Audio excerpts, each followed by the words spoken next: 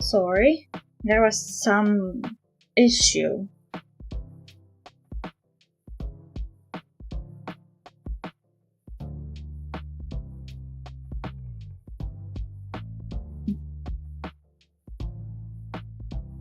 But it looks better now, I guess. Hopefully. So I'll try to reopen the game.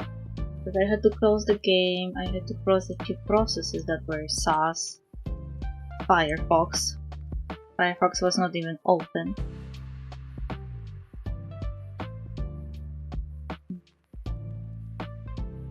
Yeah, I don't know what happened. I don't know if it's because of the rain or something else entirely.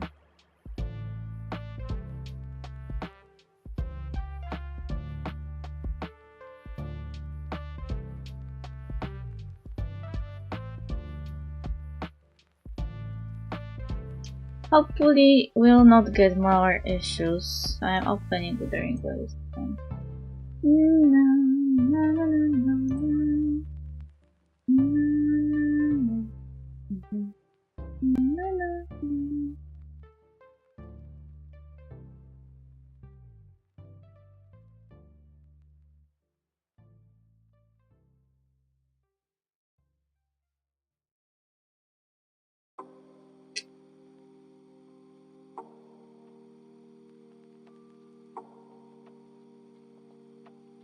I simply lost all the frames for some reason.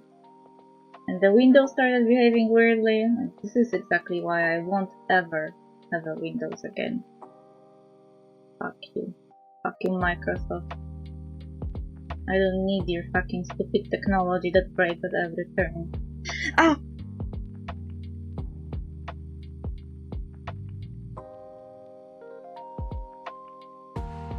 Oh, my back hurt.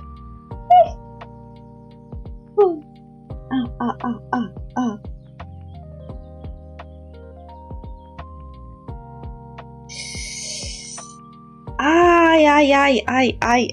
Ay.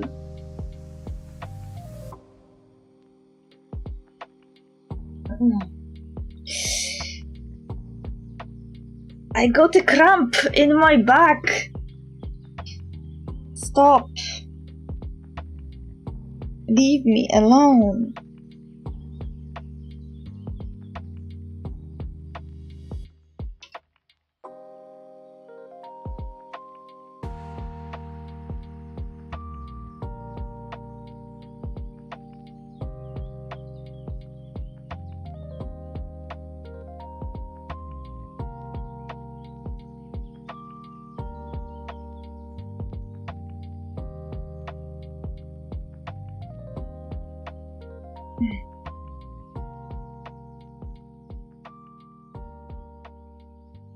Ah!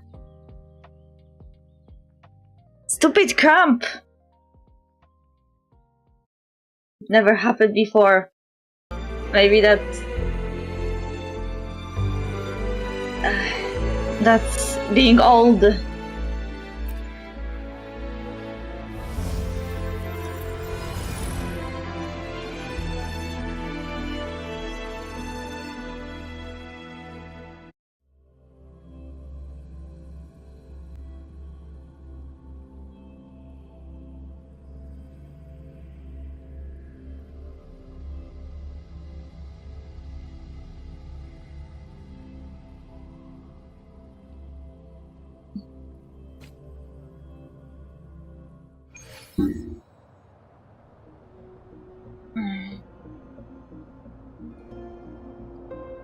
What the?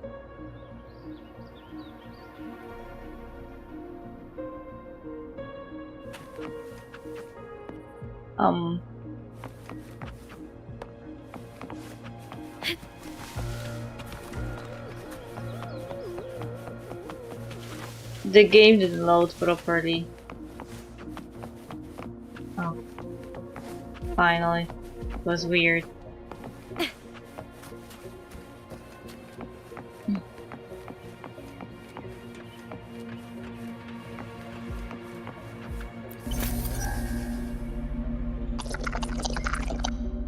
May applause greet you, Lupa from House Silva. Please wait, retrieving gladiator spear, happy hunting.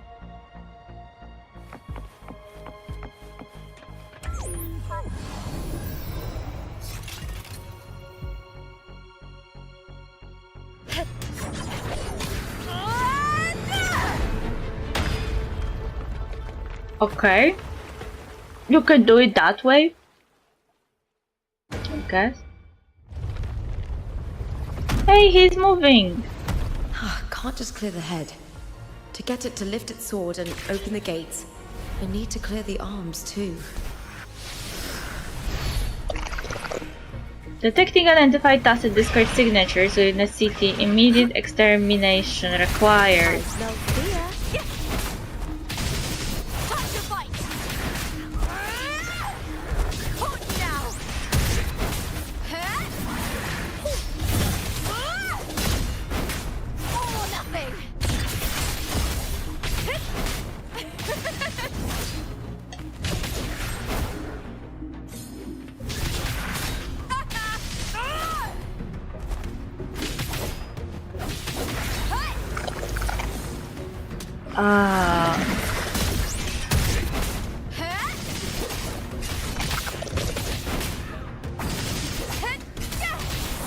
Well, he said that the signatures were eliminated, but I am still fighting.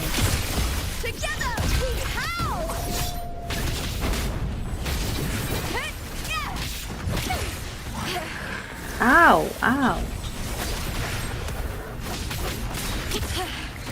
Ow, ow, ow. Fuck you.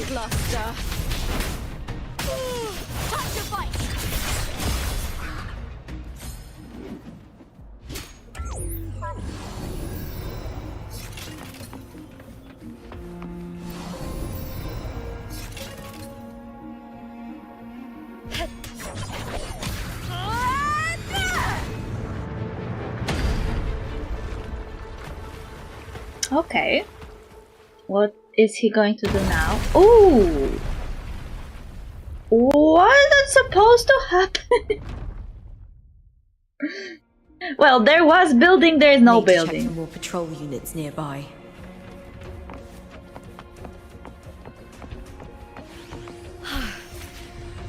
In any case, the guy is moving.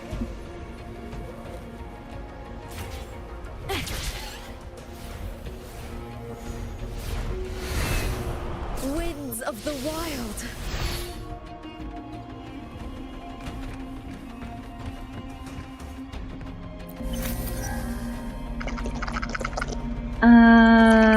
Detected current location outside platform range. High risk of tacit discord threat. Maintain vigilance at all times.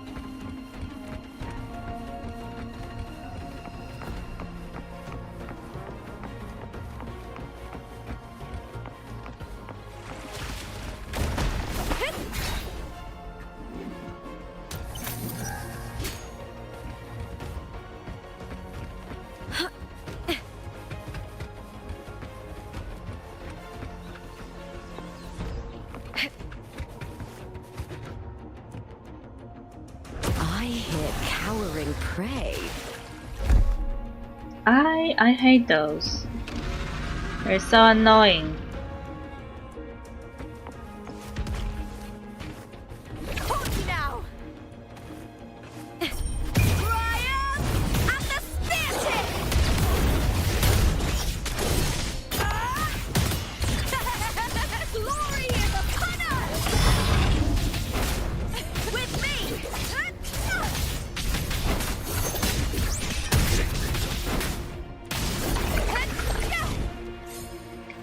Okay, assistance appreciated. Happy hunting.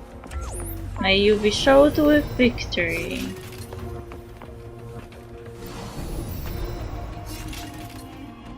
Or showered.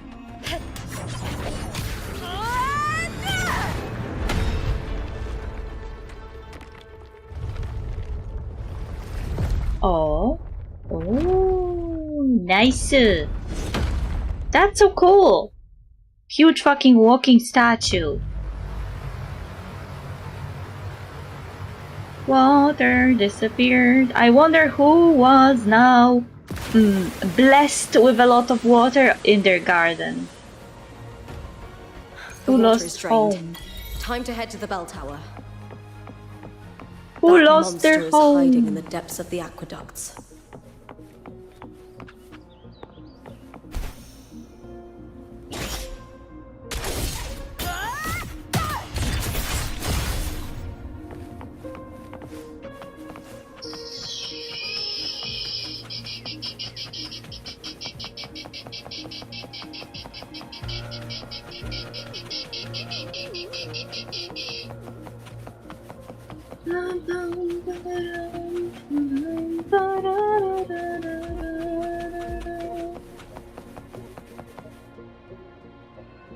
Okay, down, down, down, down, down, down, down, down, down, down, down, down, down, down, down.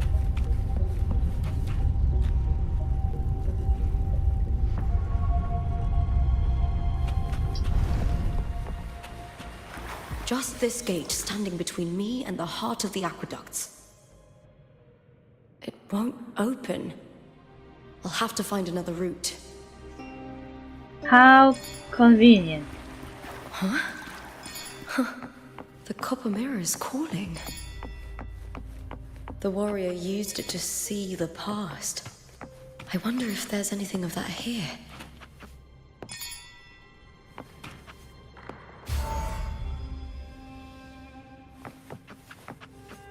Two unusual figures. I've already pulled that body from the sea. Whose body? Excellent, Domina Julia. Keeping one's word is the foundation of any solid partnership. I know, Septimonte's current effort doesn't quite heed the Senate's wishes, but we'll see to that. A cup of poisoned wine, a passing fly, a dagger. Fate strikes where least expected. You really want to poison Augusta? Do you want Yona or Yuna? Yuna was her name. Do you want Yuna to fuck you up? Cause she doesn't look like a chill priestess to me. With someone as clever and calculated as you at the helm, the House of Silver need not fear for its survival. Meh. I saw better leaders. I do not work with you for our sake.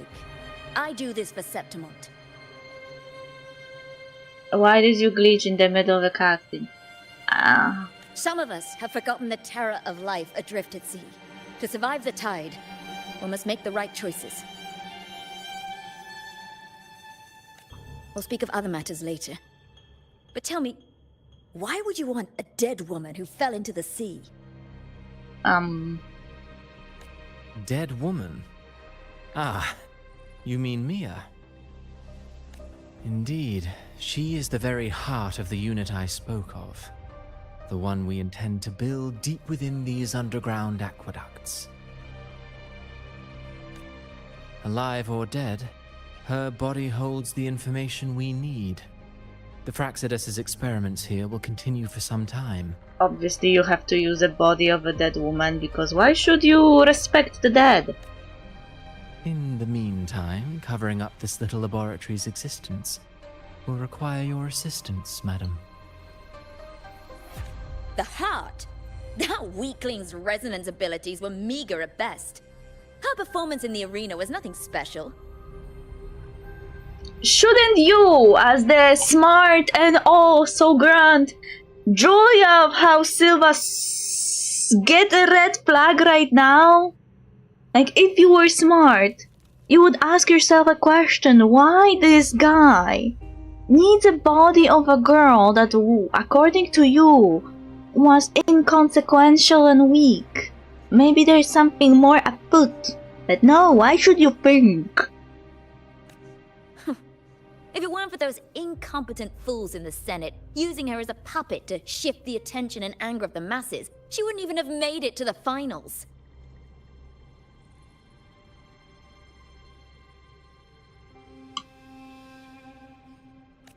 Do not be upset, my dear Domina. You're absolutely right. The girl is so feeble she can't resist her creator's will in the slightest. Winning the Grand Aegon was precisely what brought the shadow of death upon her. Another moment when you should get a red flag, like creator? Someone created the girl? Don't you, I don't know, should ask who? Luck and misfortune, nobility and lowliness, weakness and strength. A person's nature is like two sides of a coin. And I've always found beauty in inevitable tragedies. That's why you're a writer of tragic stories.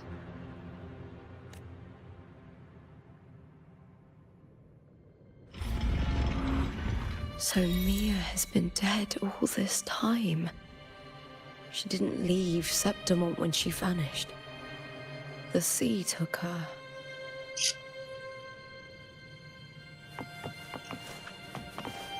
I hear cowering prey.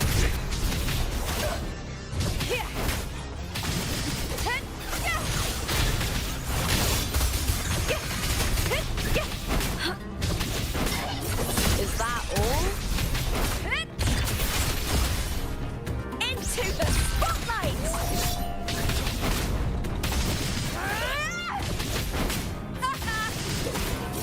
Face me, coward!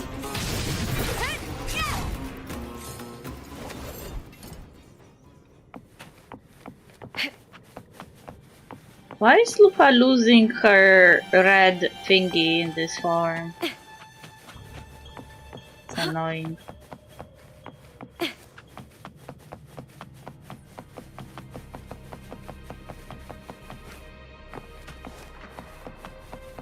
I hear cowering prey. All or nothing! Glory is upon us! Triumph at the spear tip! Time to fight! Together we howl! Lackluster.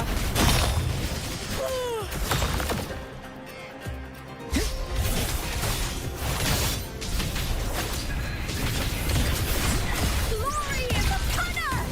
With me to victory! Die, evil! Together we howl!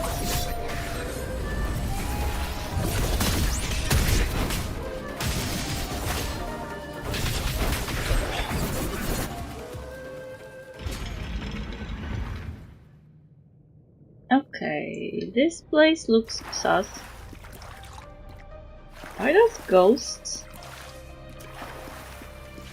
Or those are like statues that should have been here but aren't?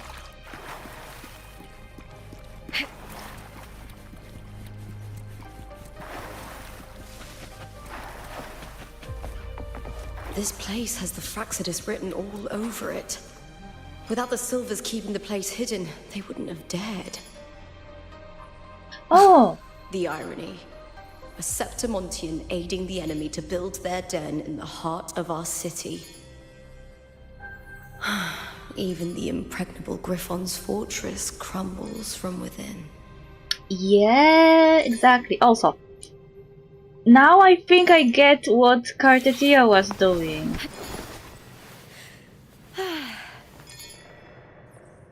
What are you doing? Cartetia was destroying the main hub when we entered Septimont.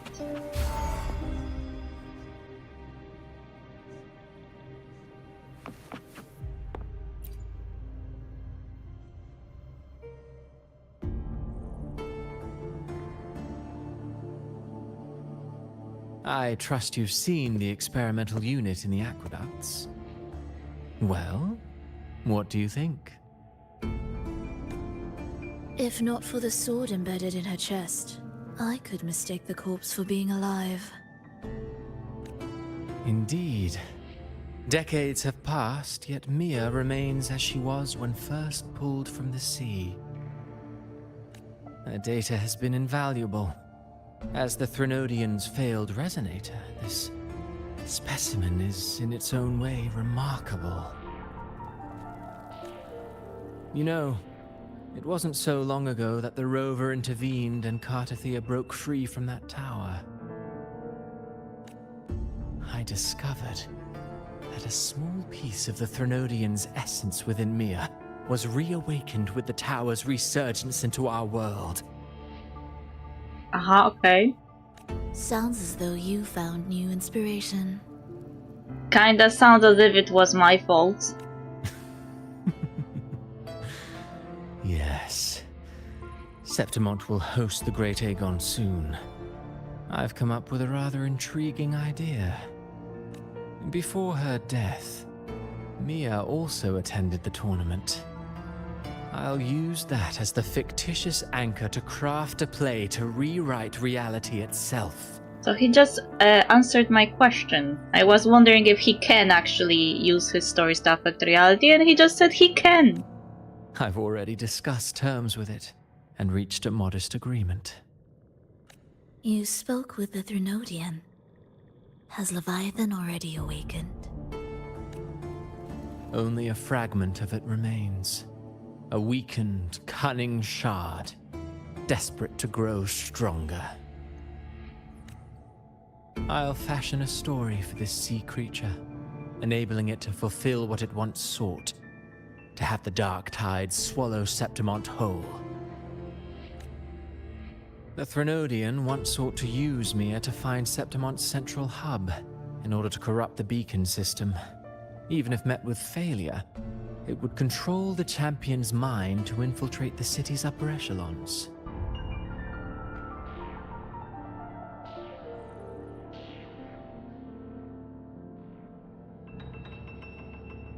Beacon system? Why would Threnodian want to corrupt the beacon system, though?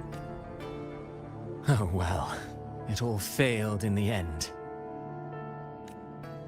In the face of her futility to resist corruption, that girl chose death.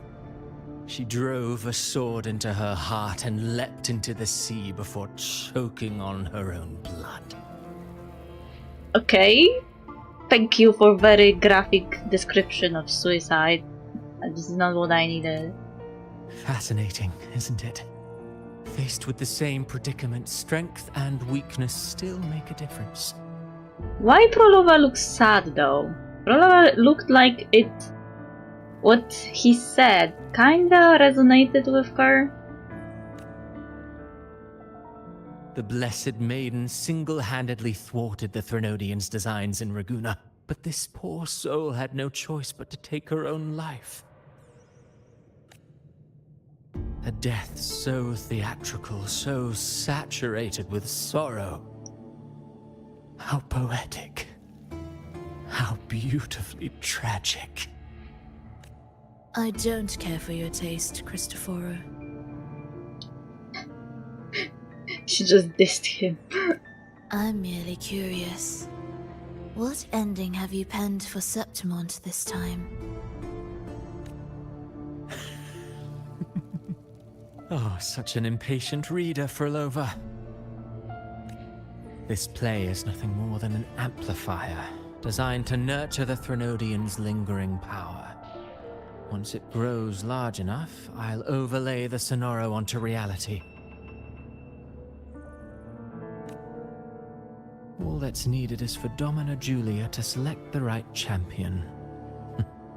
Swapping out the protagonist is hardly a challenge. Once the sea creature grows within the cradle I forged from the dark tide, the hymn of journeying paradise will spread from Septimont across Renacita. Really, compared to those Septimontians who've long forgotten Mia, the story I've written for her is far more thrilling. Don't you agree? And what if it fails? Then so be it. You know, Frolova, Stories are but mankind's attempt to imagine and rehearse fate. If this play proves Rover worthy of becoming the protagonist of my story, if they pass their trial by fire, then isn't that a victory as well? Well, Rover chose not to be the protagonist, so haha. Joke's on you.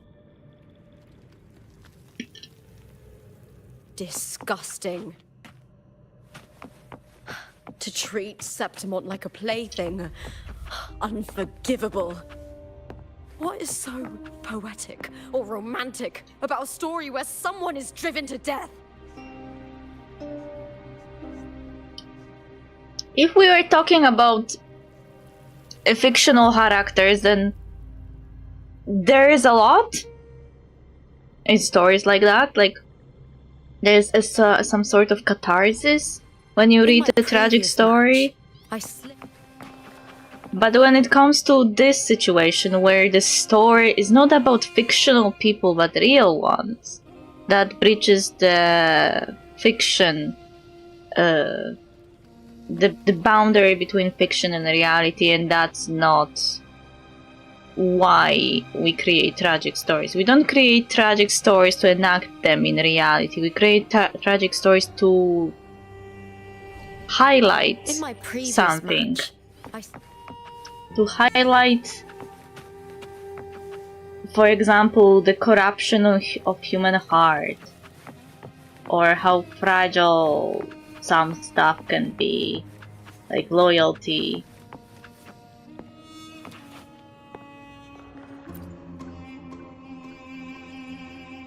This experimental unit is only a prototype. The true finished product must lie deeper within the waterways. Like the other sites, most tracks have been scrubbed clean. All you can do now is speculate on the practice's goal to measure the frequency data of a material contained within the device. Seems they were investigating a particular property of the material.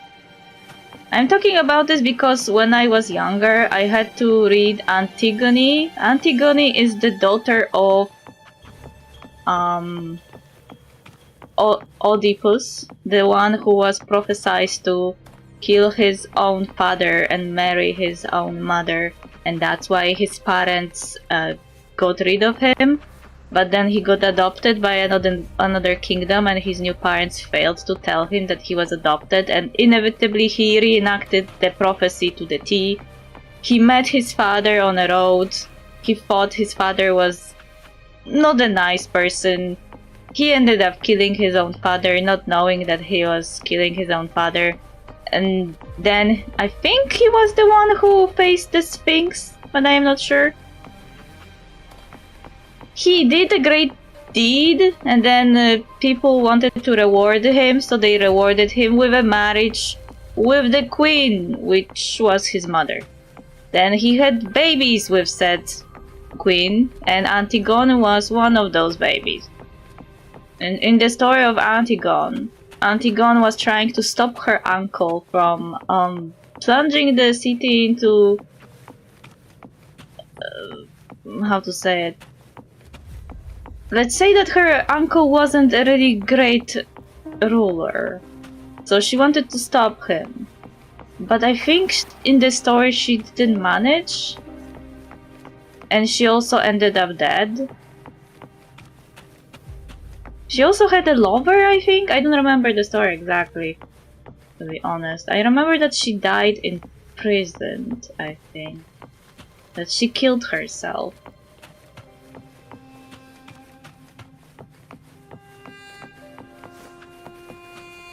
But she killed herself, if I recall correctly, it was for a reason. Let me check it again. Maybe there is like a summary of Antigone.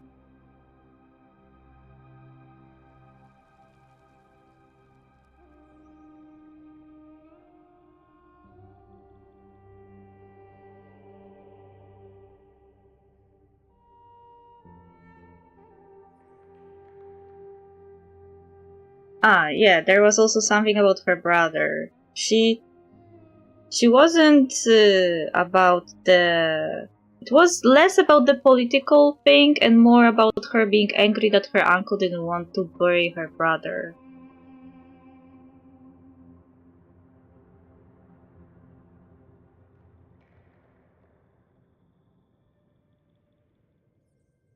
I forgot that part.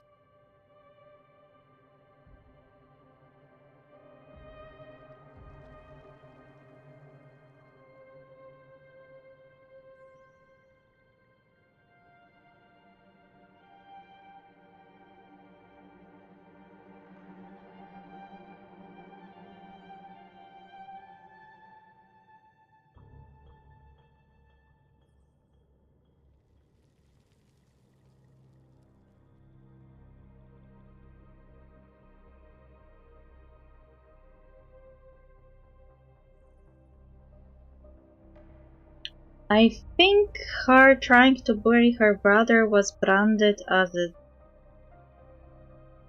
a crime.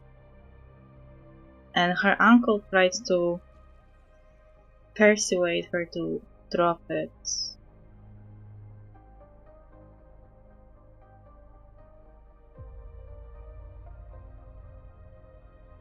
The chorus introduces the players. Antigone is the girl who will rise up alone and die young. Hammond, Antigone's dashing fiancé, chats with Ismene, her beautiful sister.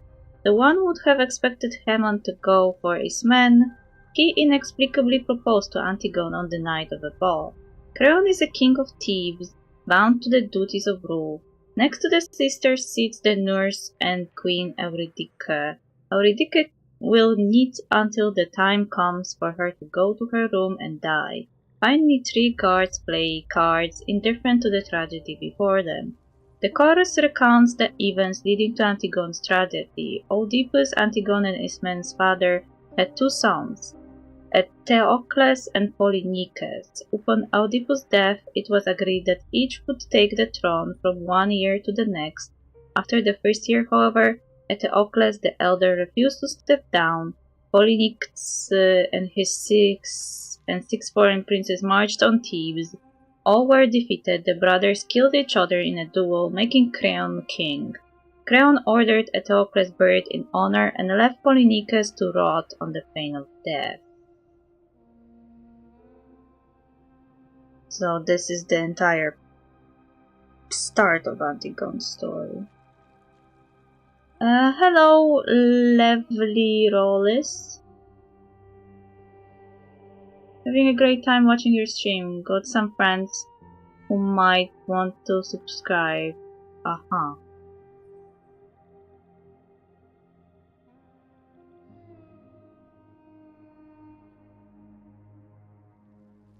No thank you. It is dawn and the house is still asleep. Antigone sneaks in and the nurse appears and asks where she has been. Suddenly Ismene enters, also asking where Antigone has been. Antigone sends the nurse away, blah blah blah blah. Ismene declares that they cannot bury Polynices and that she must understand Creon's intentions. Antigone refuses and beats Ismene to go back to bed. Suddenly Hammond enters and Antigone asks Hammond to hold her with all his strength. She tells him that she will never be able to marry him. Stupefied, Hammond departs. Ismene returns, terrified that Antigone will attempt to bury Polynices despite the daylight. Antigone reveals that she has already done so. Later that day, the nervous first guard enters and informs Creon that someone covered Polynices' body with a little dirt last night. He orders the guards to uncover the body and keep the matter secret.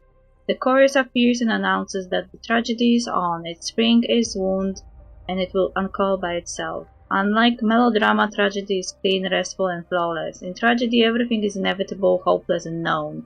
All are bound to their parts. Creon appears and the first explains Antigone was found digging Polynices' grave by hand in broad daylight. Creon sends the guards out. Once he is certain no one saw Antigone arrested, he orders her to bed, telling her to say that she has been ill. Antigone replies that she will only go out again tonight. Creon asks if she thinks her being Oedipus' daughter puts her above the law. Like Oedipus, her death must seem the natural climax to her life. Creon, on the other hand, devotes himself only to the order of the kingdom. Antigone's marriage is worth more to Thebes than to death. I don't remember that part, actually. I read this story like 15 years ago. That was long.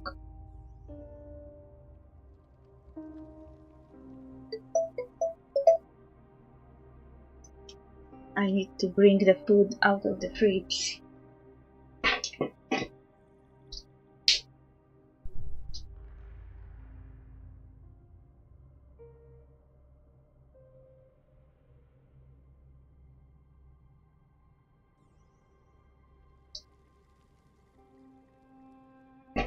In any case,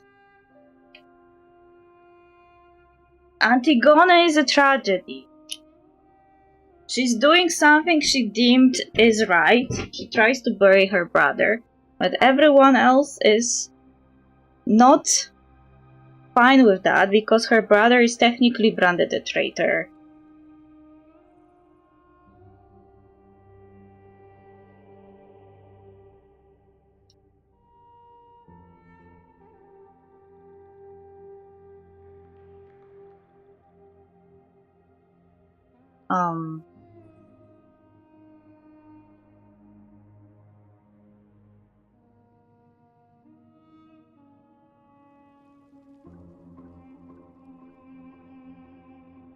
Creon urges her to find Haemon and marry quickly. She must not waste her life and its happiness. Antigone challenges his servile happiness. She is of the tribe that asks questions and hates man's hope. A distraught Isman rushes in, begging Antigone forgiveness and promising to help her. Antigone rejects her, but she does not deserve to die with her. Ismen swears she will bury Polynices herself then. Antigone calls on Creon to have her arrested, warning him that her disease is catching. Creon relents. The chorus protests. Haemon enters and begs his father to stop the guard. Creon replies that the mob already knows the truth and he can do nothing. Antigone sits before the first guard in her cell. His is the last face she will see. The guard rambles about his pay, rations, and professional quibbles. Antigone interrupts him, pointing out that she is soon to die. She asks how she is to be executed. The guard informs her that she is to be immured. The guard asks if he can do anything for her. She asks if he could give someone a letter offering him her ring, blah blah blah.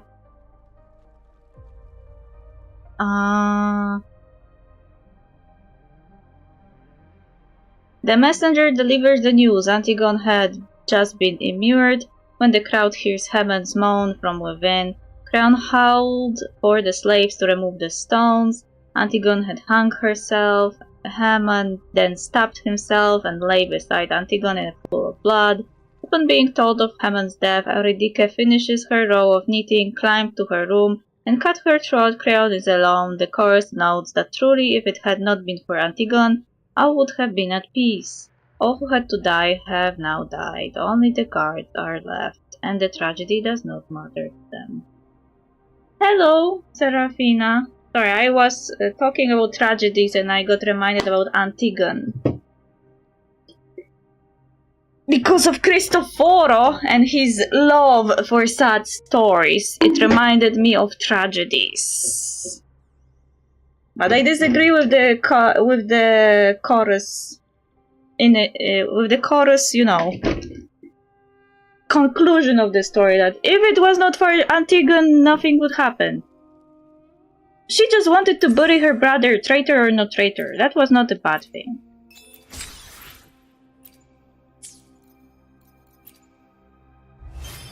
She was valuing honorable death. To honor even the person who was a traitor above everything else. She just wanted to give him peace in death.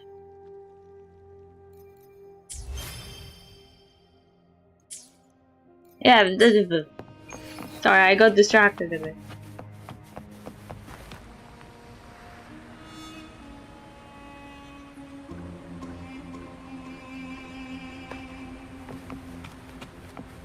I hear cowering prey. Why are you glitching again? Glory in the It is all Cristoforo's fault because he is a playwright. And it just reminds me of the tragedies, especially when he starts going around saying how tragic stories are perfect. Yes, they are, as long as they're fictional. With me! Time to fight!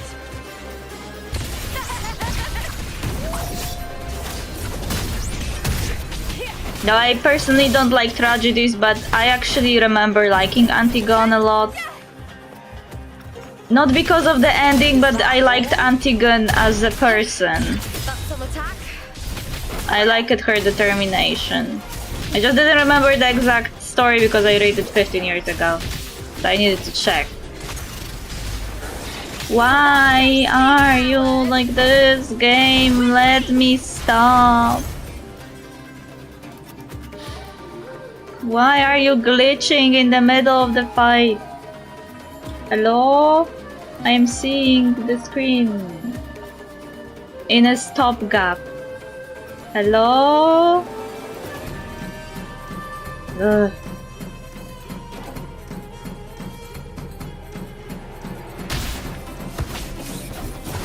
With me! With me! To victory!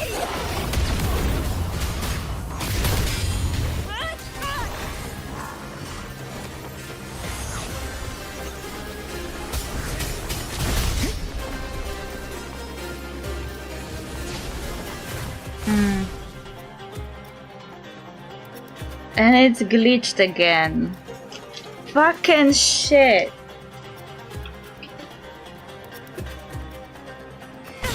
Now is the second half. A shame. Is that all?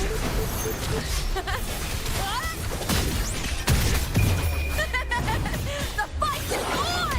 Break darkness! For a moment I couldn't do anything. No, I have no idea.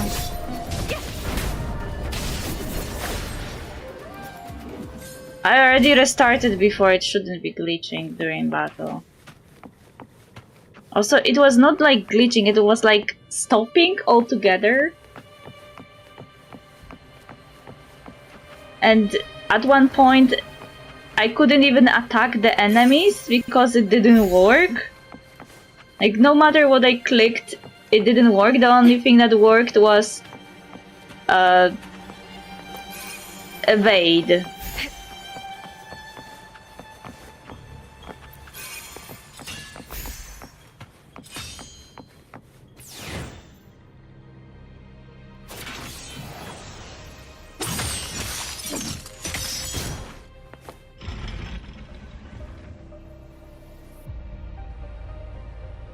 I suspect CPU may be at fault, but don't quote me on that.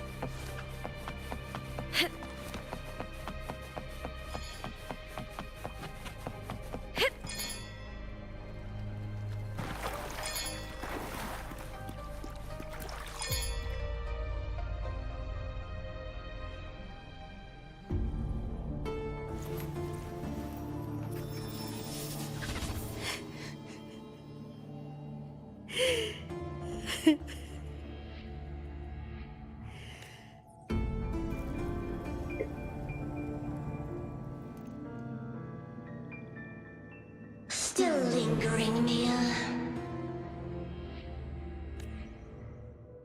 A fading reverberation that should have dissolved in the deep long ago. Where are you going?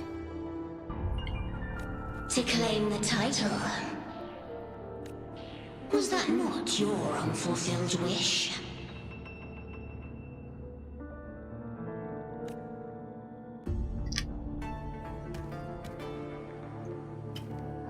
That was never mine. The arena. I don't need this victory.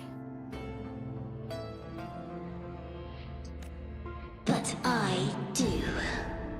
Without a champion and the lion beast, I cannot touch the central hub left by Imperator. You, Cartithia, both my daughters, my very creations. Why this fruitless resistance? Because you're a bad parent. Has Septimont ever granted you kindness? They neither love you nor need you. Long have you been forgotten.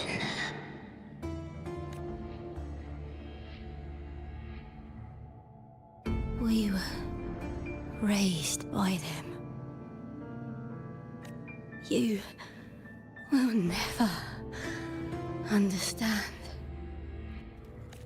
Proud in battle, and yet yearning for strength. I know the heart of the Septimontians far better than you. Mia, you are simply too afraid to face their true nature. You choose to deceive yourself. You cannot admit that they used you, and then cast you aside. You cannot accept that from the start you were insignificant. No. Viburnum. My flowers. Oh shit. Hush, it matters not. Your thoughts are of little consequence.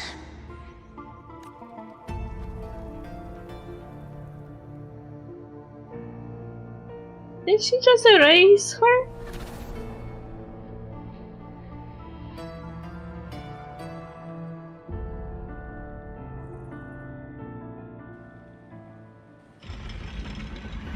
Lupa is unhappy. She liked Mia.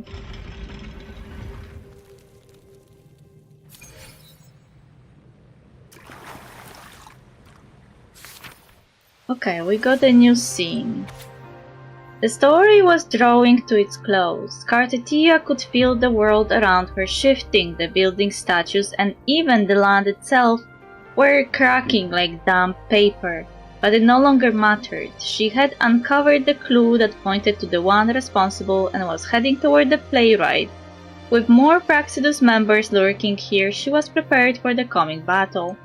As for the rest, Cartithia had no doubt that Ophidia would handle it. She was her sword, and she believed in her completely.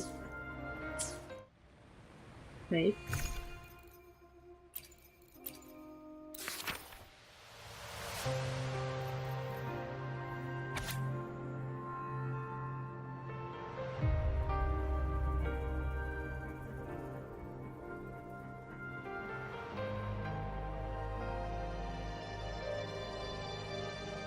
I didn't read that one before. Cartithia had roamed the desolate city with the gladiator girl for days before she was erased.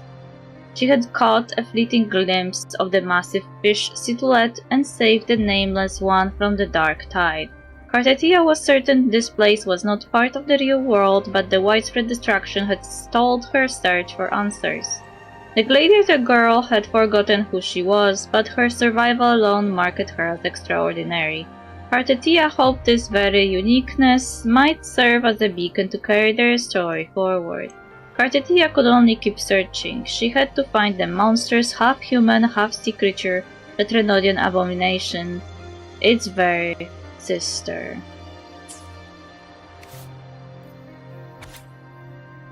Mia crouched in the quiet alley, trembling as panic surged through her. She had won the semi-final, yet the voices in her head never ceased. Struggling to hold herself together, she had fled the arena. A light touch on her arm makes her look up. A small Septimonian stands holding out a bouquet. Face flushed, the child stammers, "You fought well," before running off. The bloodleaf viburnum is dotted with broken dewdrops. Mia clutches the bouquet, cold and damp, as a trickle of moisture slides down her cheeks. Viburnum. The bloodleaf viburnum of Septimont. Oh, I understand. Tell me. It's a flower often given to gladiators. A symbol of victory. Mm-hmm. Okay.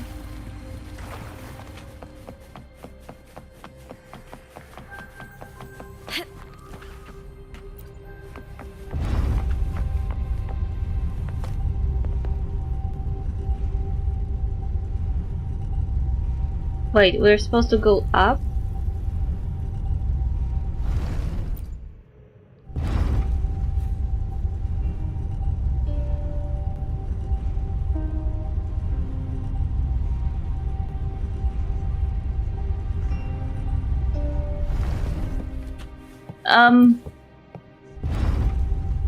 Quest mark, can you decide where you want to go? I'm riding elevator up and down.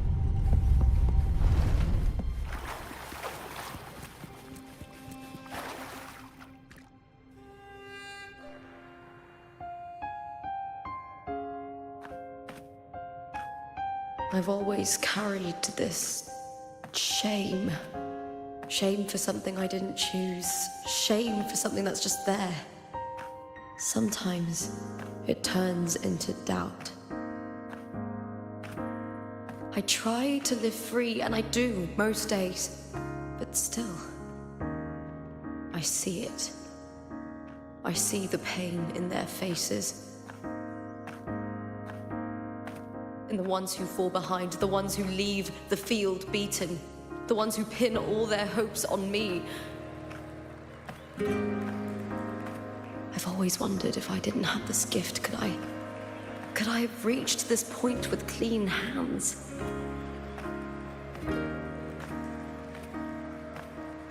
Should I have judged those who trampled the rules to survive?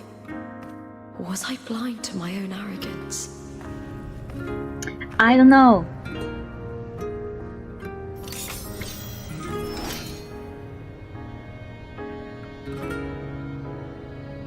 Now, I don't think like that anymore. Okay.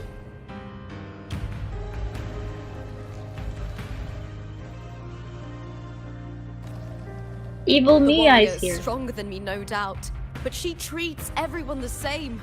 She didn't choose to stand alone. Instead, she chose to trust me. Cartothea spent years trapped by the weight of everyone's expectations. Never stepped foot in Septimont before, but still sailed across the seas to be here. And Mia, her resonance ability might be weak, but she never ran from a fight. She fought till her last breath.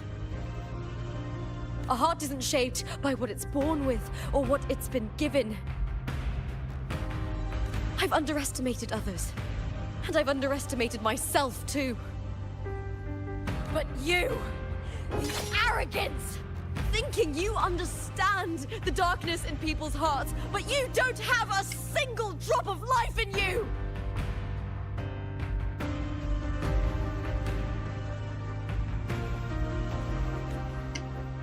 Beautiful as ever. The Griffon's fortress. My city, Septimont.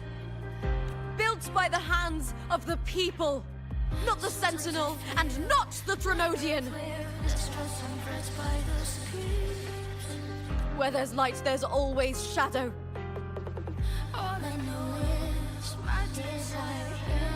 I like the music. But people need light. They'll chase it no matter what. And they'll learn to live with the shadow. Mia, Cartothea, they were born and raised on these islands. They are daughters of Rinasita. They belong to no gods but their own. Tilda! Let's beat this evil creature. It needs to be put in its place. The song is banger though.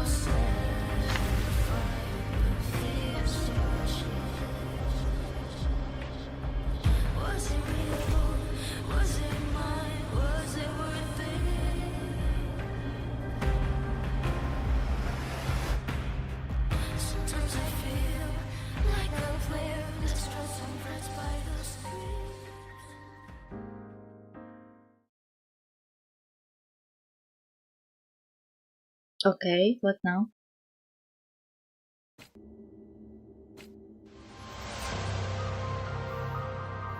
Move forward. Better to die than to be a puppet. Death does not scare me.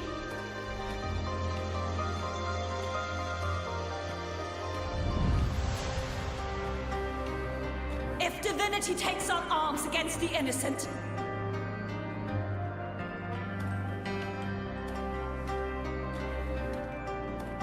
I will raise my sword against divinity.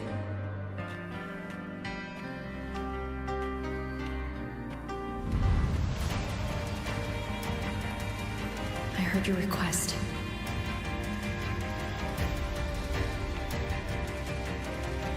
But I prefer to handle this my way.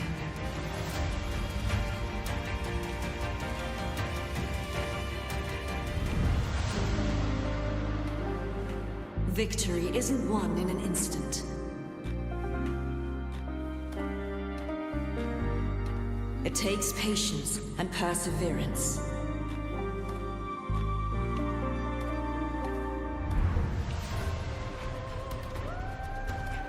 I believe in you. Warrior.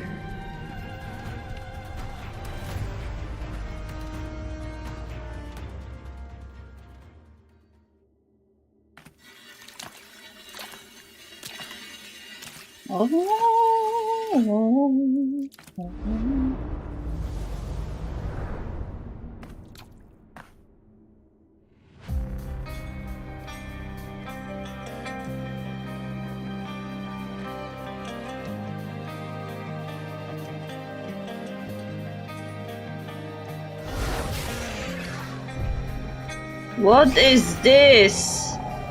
I swear by the eternal sun, I will slay you!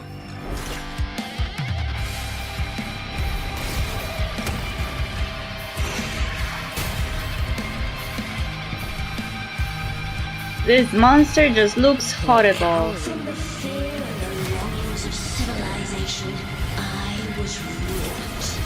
Born of the hearts of countless men and women, the babes and of the aged.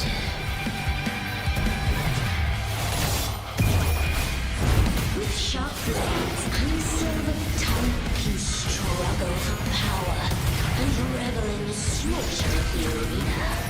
From past to present, nothing has changed.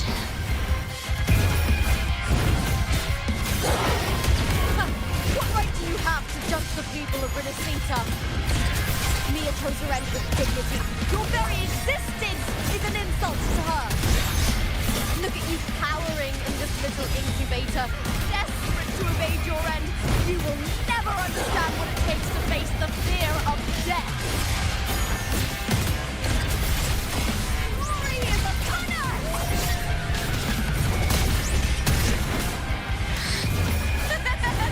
The fight is on! With me! Together! How? Here! Unite with me! With me! To victory! Die, evil!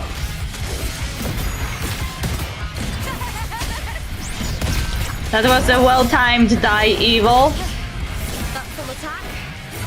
Ryan! And the spear tip! With me! Into the spotlight!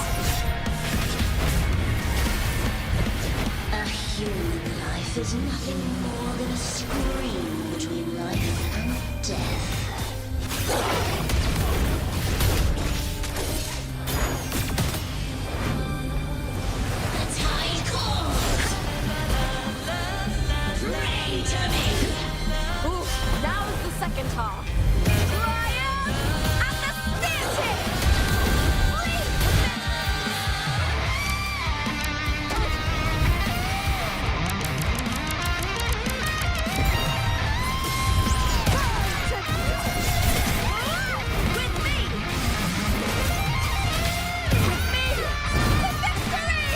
The music slaps.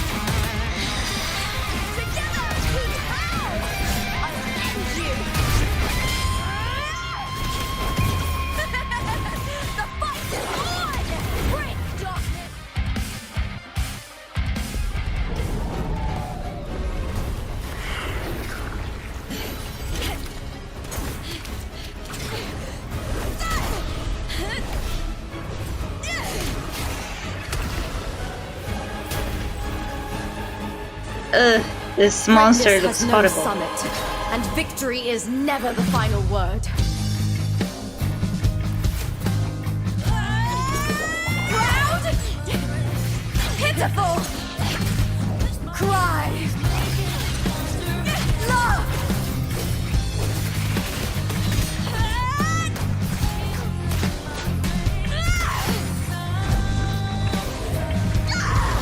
Race to the finish! To face death with the crown of glory! By my will! Let this light burn in all its fury!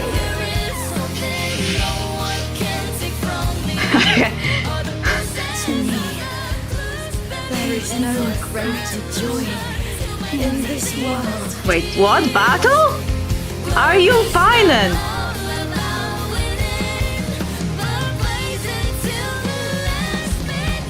What a shame. Seems the play I've written isn't well received.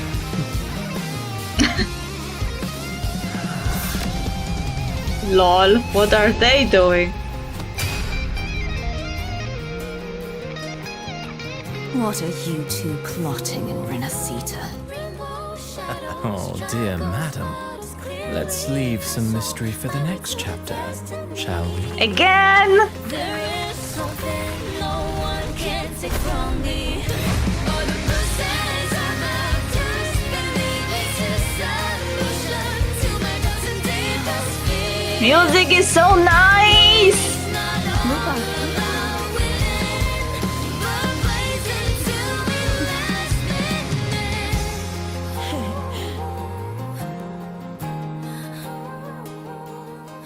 It is also one of the first instances when Rover isn't really actually the one who fixes the problem. Though the Rover was a catalysator because they were like, Lupa, you are the protagonist, go.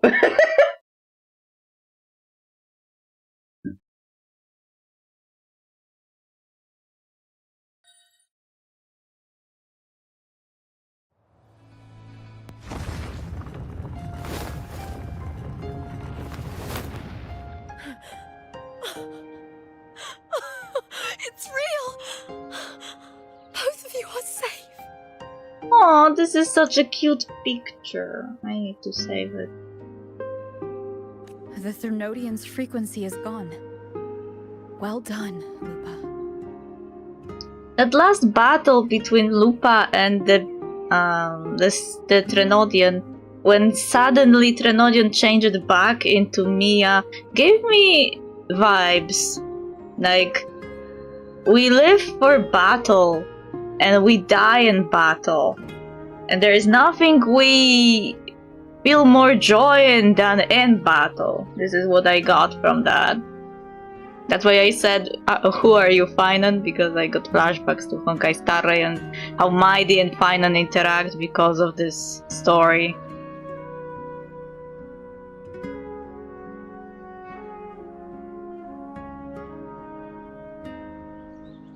You found the righteous one and safeguarded Septimont. It's like something out of a knight's tale. No, wait, gladiator's tale?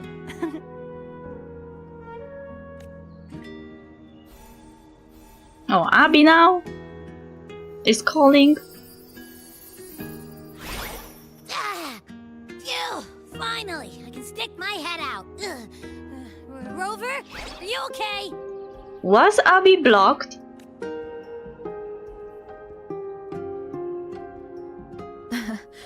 I'm fine, Abby. What happened to you earlier? Look at Lupa being like, I wonder. Whoa. Septimon? I was just talking to you, and then boom! It felt like something just covered me. First it messed with my frequency, then I just passed out. Wait, Carthea? And a girl I don't know? Abby's out of the loop this time around. You're lively. Your echo's more boisterous than a Tadar.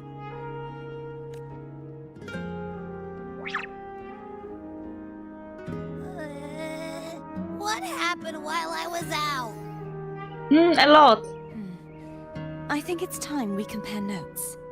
Let's fill in this story's blanks, shall we? Yeah, explain. I need to know. Tell me what happened. Oh, Doomsday was removed. And now the start of the story is reunion. So this is fiction. The last fight. Blood ignited, body and soul aflame. In the crucible of battle, Lupa's spear plunges into the monstrous half-human, half-sea creature. Her fight unfolding on a stage conjured by illusion. Her mind is calm as the world fades away. Only the enemy, her weapon, and herself remain. The gladiator's Aegon, interrupted decades ago by the Trenodians' corruption, finally reaches its conclusion. At this moment, Lupa is no longer weighed down by questions of strength, weakness, sentinel, or Trenodian. Only a single pure thought remains. To be a gladiator is a thing of joy. Yeah, I can stand behind that.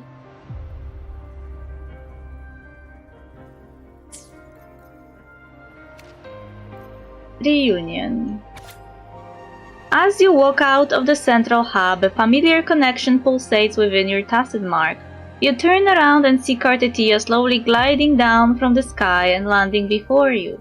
After days of separation, you're finally reunited. She looks into your eyes, cracks a smile, and gestures in a different direction. Together you walk to welcome the lone wolf returned from the flames. Lupa embraces both of you tightly, and you feel her tremble as worry gives way to delight at seeing both of you. Her words choke as tears fall. You pat her gently on the head to soothe her. This is a story co-written by you, Carthea, and Lupa. Now it's coming to an end.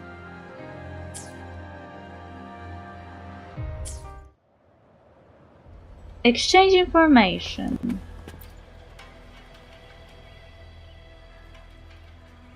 When I sensed the Threnodian's power here in Septimont, I immediately set out to find its source. It was quite sudden. I slipped through the smallest of cracks to enter the Sonoro, which severed my contact with the outside world. I found Lupa in the city. She had lost her role. We traveled together for a time, and discovered the architects of the destruction, the Fraxidus playwright Cristoforo, and the Threnodian. Sadly, the playwright did eventually erase Lupa's existence. As for me, I descended into the submerged aqueducts where I found the Threnodian. It had inhabited Nia's remains and was hiding within an experimental unit. Unfortunately, I was unable to eliminate it entirely. It evaded me, slipping into hiding. I reasoned that you would sense the anomaly and come to Septimont, so I sought to offer you my aid. I battled the playwright, and in doing so, stripped him of his ability to control the script. Afterward, he, along with the other Fraxidus overseers, fled from me. With that, the Sonoro began to collapse. It was then that we finally met. Is there anything else you wish to ask, Righteous One? Tell me about these roles and stories. Lupa and I formed a few theories during our investigation, though they may not be entirely accurate. In this Sonoro, where stories manifest as reality, roles define the identities of those within it. Yes, that's what the story is about. To lose your role is to lose both your name and memory.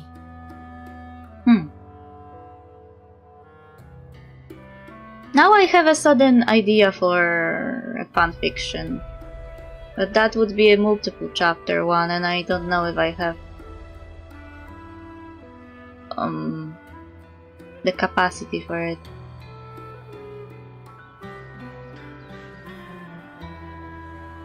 Because this line also sounds to me like Finan from Honkai Star Rail, and I started imagining what would happen if, for example, he was using his name as Finan because he didn't remember his actual name because his role was taken away, you know?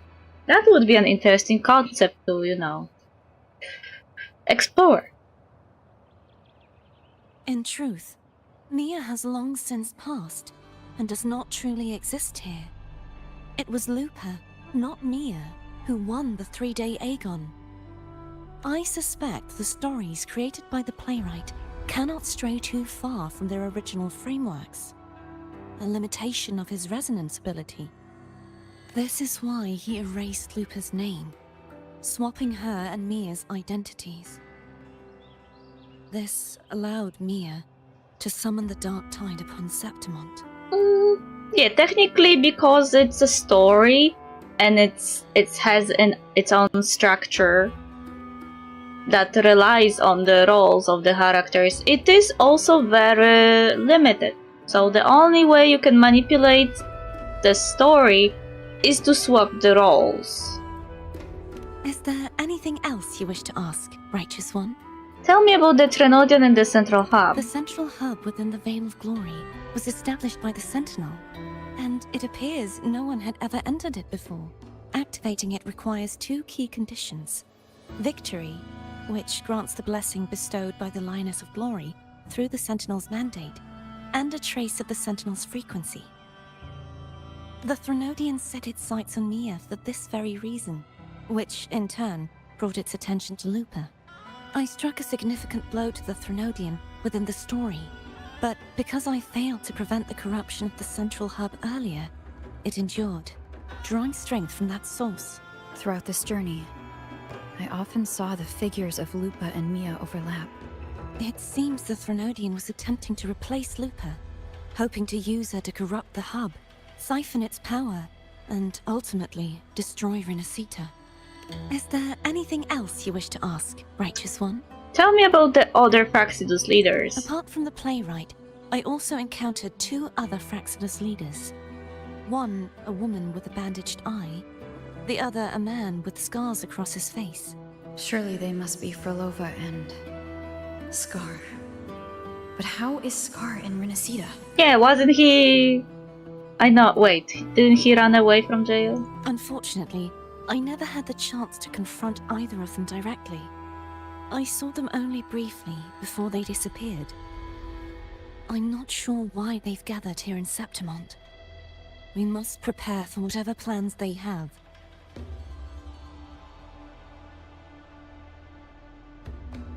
Is there anything else you wish to ask, Righteous One? The Threnodian's frequency has vanished from Septimont, but I fear this is far from over.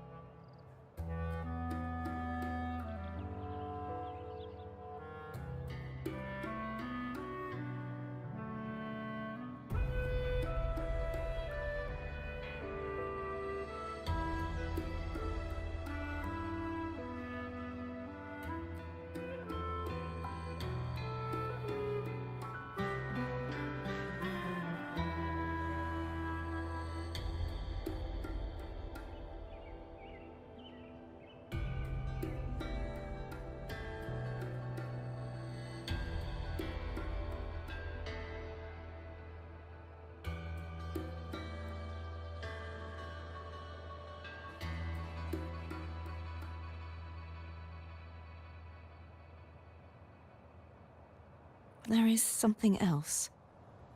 Perhaps due to the dark tide in the Sonoro, I can feel my balance shifting. The Threnodian's pull is growing stronger. Oh no, are you going to go evil? Now that I think of it, this could very well be part of the Fraxidus' plan. You need to head to the Black Shores, Cardathia. They've been dealing with the Threnodian for years. You should go there and run some tests. They'll know how to handle what's coming. The Black Shores? Is that where you're from?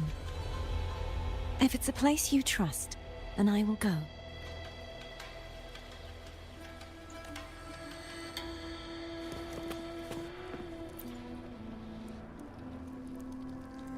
The event that brought forth the dark tide, it must have been my death.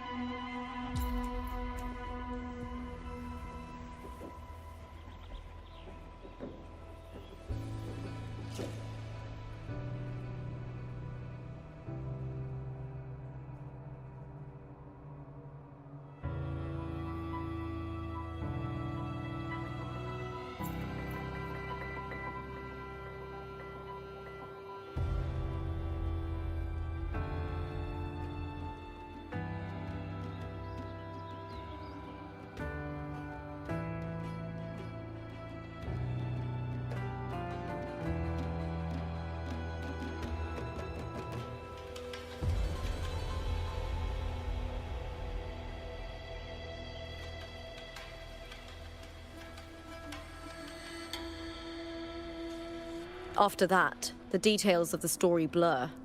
It repeated so many times. It's hard to remember everything. All I remember is wandering the desolate city streets in a Septimont corrupted by the dark tide, unable to escape, until I met Cardathia.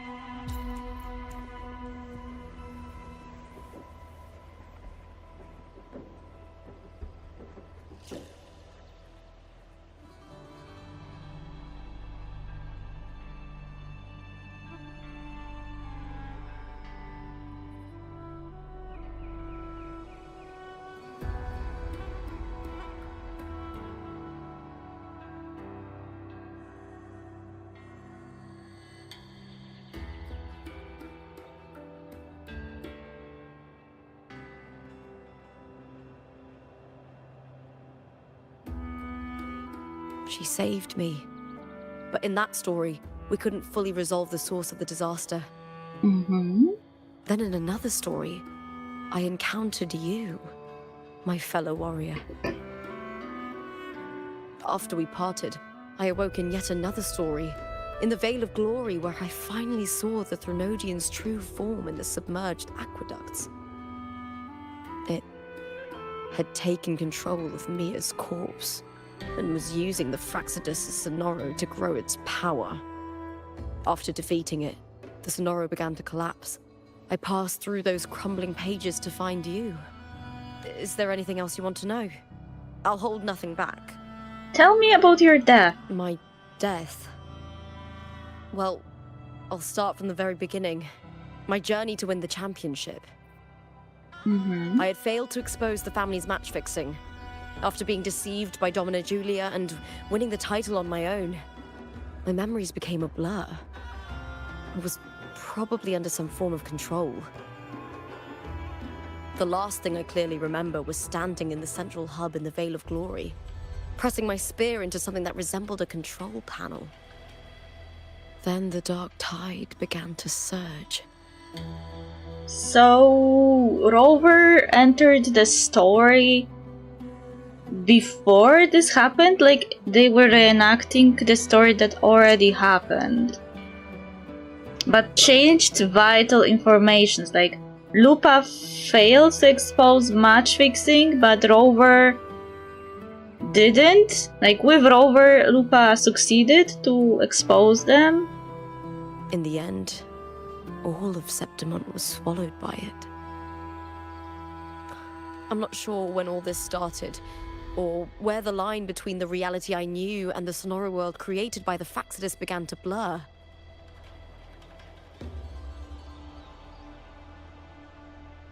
But in those 3 days of the story where Cartothea didn't rescue me, I would always die on the first day, helplessly watching as my home slowly crumbled to dust. On the first day. I have another question. But in our story, she didn't. She went through entire 3 days. Is there anything else you want to know? I'll hold nothing back. Tell me about your journey with Cartothea. Cartothea saved me. The me who had lost her role and her memories.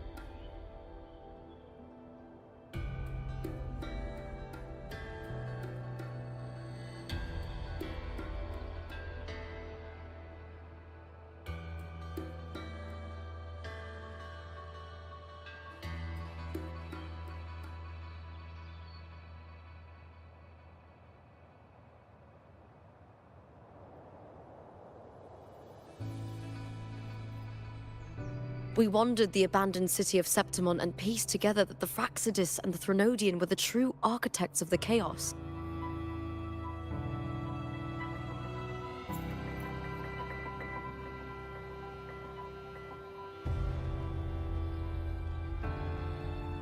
Yet in the end, my role was claimed by the Threnodian, and my body disappeared before Cartothea's eyes.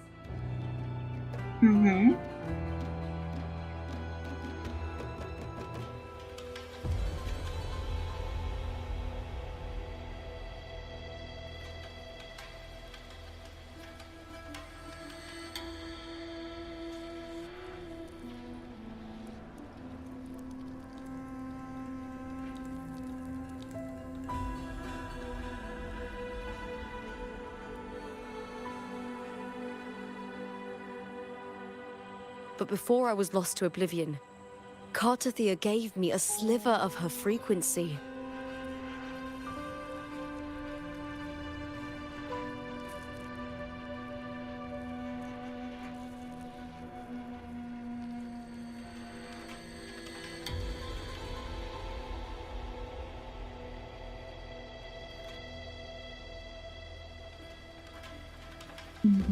Wait.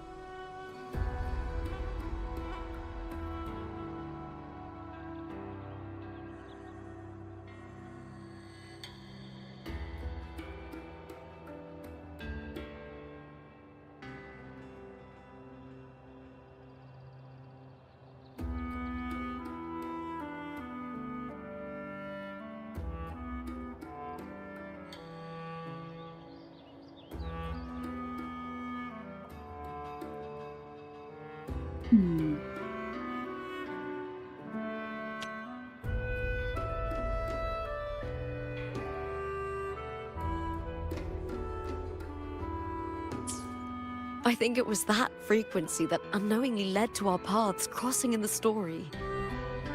Is there anything else you want to know? I'll hold nothing back. Tell me about Mia and the Trenodian. Many years ago, Mia cast herself into the sea to escape the Threnodians' control. But Domina Julia recovered her broken body from the depths and handed it over to the Fraxidus.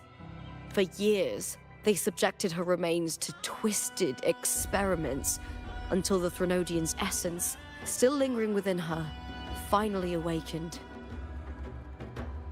The Threnodian took control of Mia's corpse, turning it into a half-human, half-sea creature monstrosity. It formed an alliance with the Fraxidus.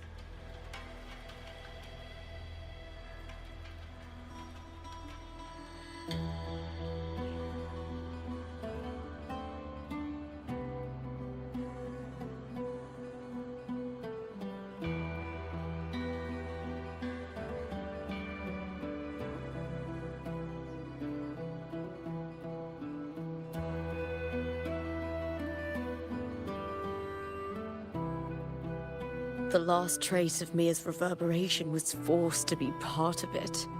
Tortured and ravaged. Is there anything else you want to know? I'll hold nothing back. Okay, that's about it. The script and the copper mirror you gave me. I'll return them to you now. It was a long story, but the ending turned out well. Though, thinking of Mia still upsets me. Her reverberations, trapped in that monstrous body. I can't imagine her suffering over the last 20 years. When you defeated the Threnodian, you also set her free. Yes. It was an honor to have that final battle with her. Thanks to you and Cartathea, I was able to rewrite the tragic ending of this story. Thank you, my fellow warrior, for believing in me. There's one more thing. We should return to the central hub in Septimon. I found something tied to you there. The central hub. Good timing. There's something I need to handle in the Veil of Glory, too. Good. Let's set off.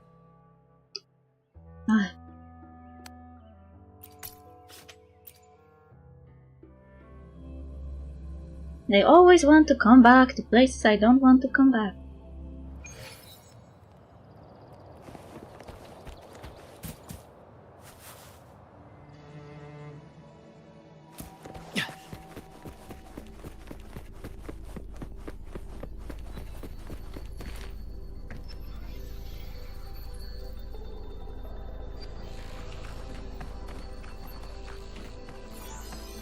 When Lupa vanished, I destroyed the experimental unit, pursued the Threnodian, and defeated the Lioness of Glory it controlled. Then, I came across this place. You remember how the Threnodian took on a part of the Sentinel's knowledge and permissions, yes?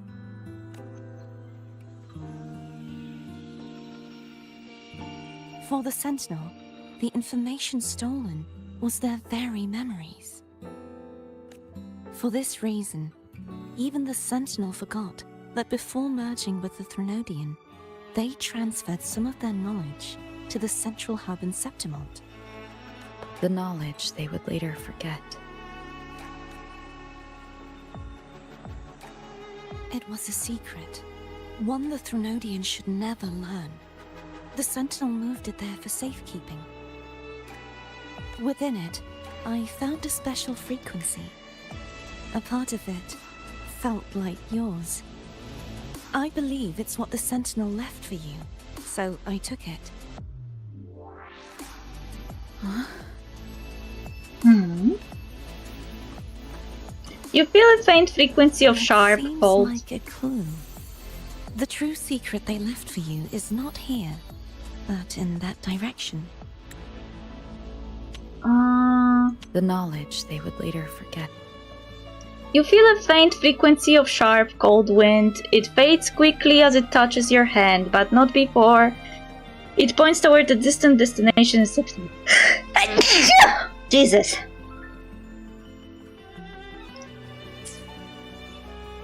You see, before I came to meet you, I passed by the city of Septimont.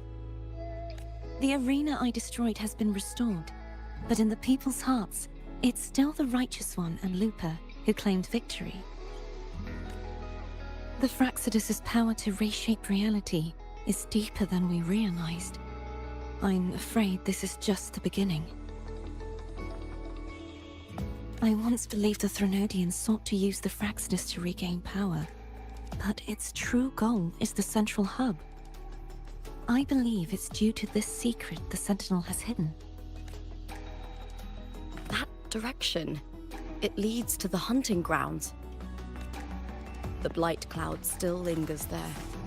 When the high tide comes, Septimontians hunt and cull the spawning Tacit Discords.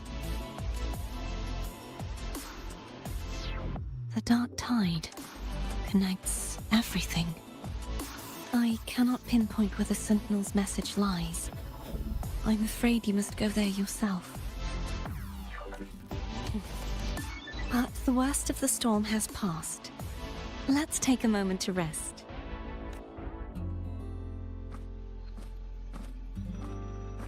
Lupa, will you be our tour guide?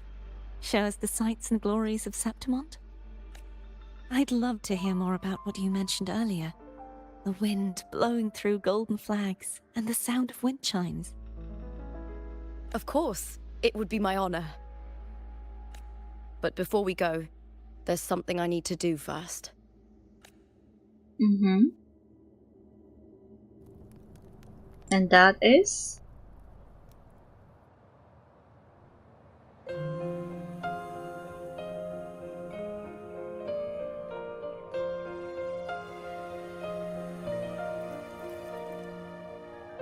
Travel through a silver veil above the What's that? It's Mia's sword. I went through a lot to bring it back. The monster is gone now. Like so many Septimontian heroes whose bodies were never recovered, I wanted to return her weapon. Aww. This is where she gave her life.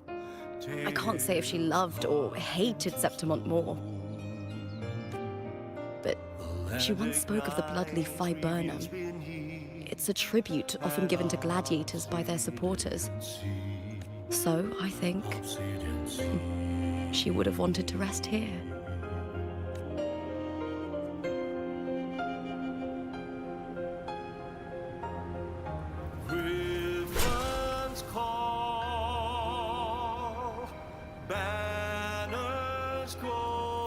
It's beautiful. Glory hangs beyond the Colosseum.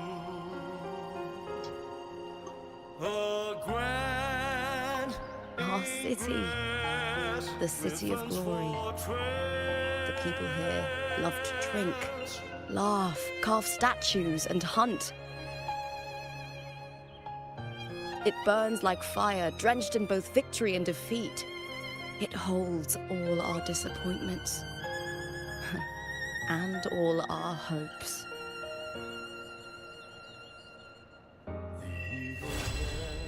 Yay, we're finished. We finished the story. Oh, script.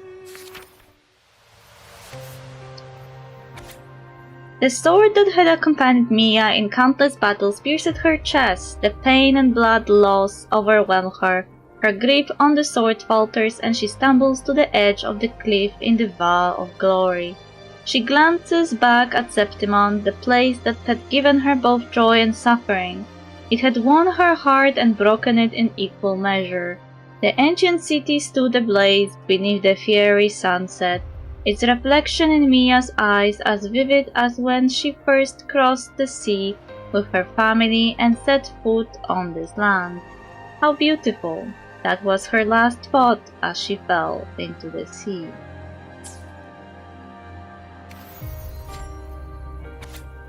The world is collapsing, pages curl as fiction slips away from reality. Prolova stands silently upon the still waters, bending to retrieve an unfamiliar object from the depths. It is a gem, originally from Raguna. This gem passed through many hands before reaching Septimon, brought here by a young girl. To avoid drawing attention to the faith the jewelry symbolized, she had the gem removed, melting down the gold to forge it into a gladiator's helmet. The gem's natural cerulean hue has been tainted a deep purple and bears the mark of tidal light. Deep within the crystal's depths, the silhouette of fish drifts slowly. That scene didn't happen, though.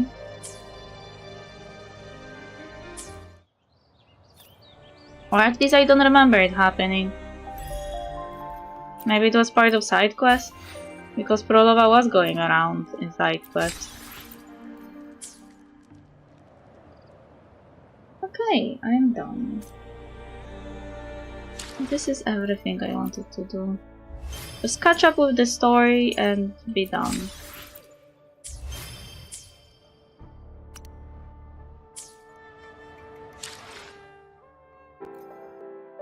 Okay.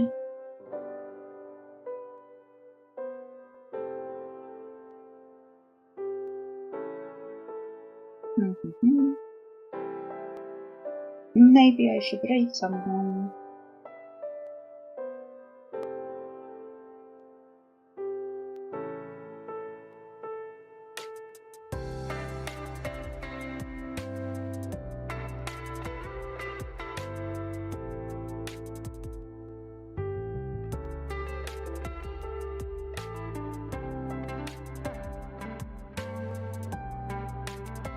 I am tired after this whole story.